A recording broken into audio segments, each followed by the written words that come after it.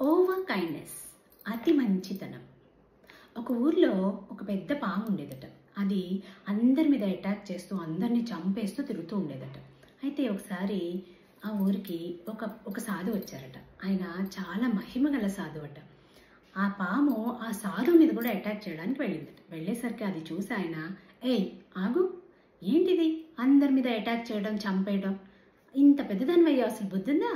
ఓ చాటు కూర్చొని తపస్సు చేసుకుంటే పుణ్యమైనా వస్తుంది, ఎందుకు ఇలాంటి పనులన్నీ చేస్తున్నావు అన్నారట.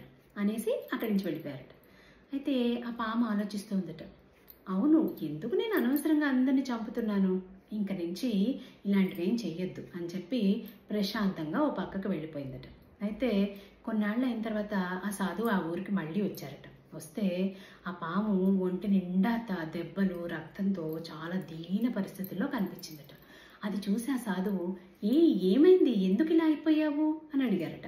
అడిగితే, మీరే కదా స్వామి ఎవ్వరి మీద అటాక్ చేయకుండా ప్రశాంతంగా ఓ పక్కన ఉండొచ్చు కదా తపస్సు చేసుకుంటూ అని చెప్పారు కదా, నేను అలా ఉండటానికి ట్రై చేస్తుంటే వీళ్ళందరూ నా మీద రాళ్ళు, కర్రలు విసిరేసి నన్ను ఇలా తయారు చేశారు అందట.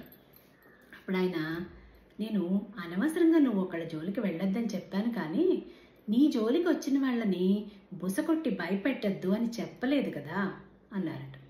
సో మన మంచితనం అనేది ఒకళ్ళకి వీళ్ళని ఏమైనా అనొచ్చు, ఏమైనా చేయొచ్చు అనే అలసు కాకూడదు కదా. Thank you.